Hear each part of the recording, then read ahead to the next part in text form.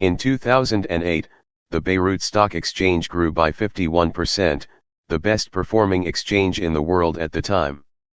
Despite significant conflict in 2006 with Israel, the Lebanese economy was able to grow by at least 8% during the peak years of the global financial crisis.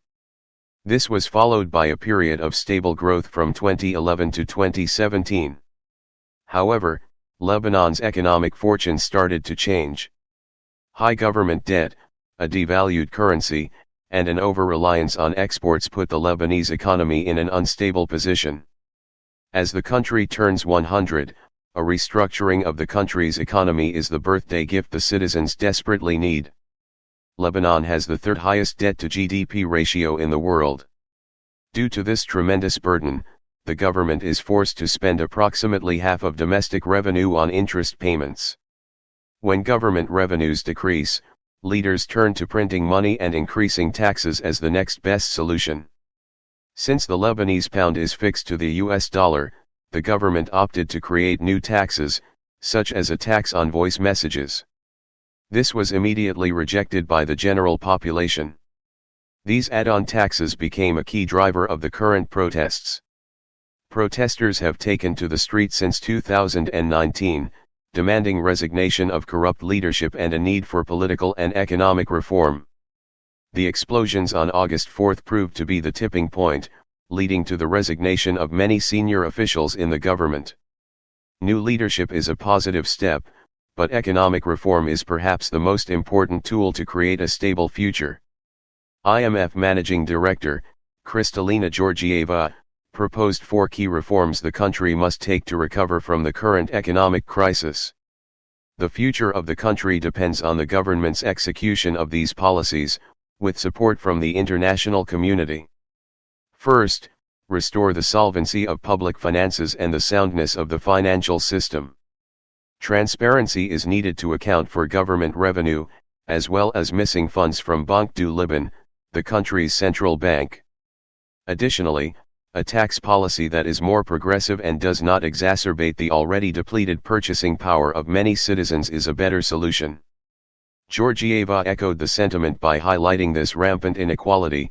Those who benefited from past excessive returns need to share the burden of bank recapitalization, to protect the life savings of the vast majority of ordinary Lebanese depositors. Second, put in place temporary safeguards to avoid continued capital outflows. Increasing economic and political instability has made capital flight a serious risk in Lebanon. Capital flight mixed with overall poor macroeconomic conditions have driven the pegged ratio of 1,500 pounds to the dollar as high as 8,700 per dollar. Although the cost of purchasing a shawarma is now highly inflated in pounds, those using US dollars will actually pay less. Under pressure from the central bank, Lebanese banks started to impose withdrawal limits last year. Restrictions on capital outflows can help, but a plan to increase capital inflows will be important in revitalizing the pound.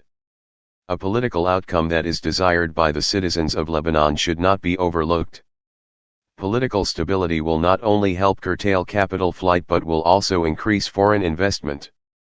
Foreign investment is crucial as Lebanon already suffers from a huge trade deficit, importing 6 times more than it exports. Having an increase of USD inflow will help stabilize the pound against the dollar on the black market. Third, upfront steps to reduce the protracted losses in many state-owned enterprises. When French President Emmanuel Macron came to the streets of Beirut to view the carnage from the blasts, protesters voiced the need for immediate political reform. Give the money to NGOs, give the money to the people in need, do not give it to the president, said one protester who had a chance to speak to the French president. Lebanon ranks 137th in the world in transparency out of 180 countries. In addition to political reforms and a new government, Georgieva pushed for monitoring of the central bank. The bank has been accused of falsifying assets to reduce the perceived levels of debt.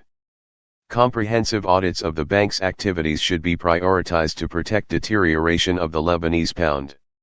While Macron was able to raise nearly $300 million after the blasts, donors vowed to put the money directly in the hands of the Lebanese people, signaling a clear distrust of the Lebanese government's ability to responsibly distribute wealth. Finally, an expanded social safety net has to be in place to protect the most vulnerable people. The combination of reduced government revenues and corruption has left little room in Lebanon for social safety nets. High unemployment and low wages have further contributed to inequality. Reforms that benefit all of Lebanon's citizens, not just the wealthy and connected, will be crucial in addressing social unrest and economic inequality. Particular attention should be paid to education, which is significantly underfunded compared to other countries in the region. Political corruption and conflict with Israel have been perceived as the dominant challenges facing the country. But economic reform may be the most salient issue when assessing Lebanon's future. The Syrian civil war put additional strain on the economy, displacing 1.5 million refugees into Lebanon, or one refugee for every 4 nationals.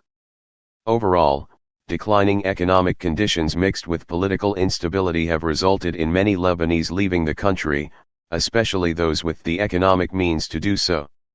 This exodus of citizens along with increased transfers abroad has left Lebanon's economy with little to work with going forward. Georgieva concluded her 4 points by stating, "Commitment to these reforms will unlock billions of dollars for the benefit of the Lebanese people. This is the moment for the country's policy makers to act decisively. We stand ready to help."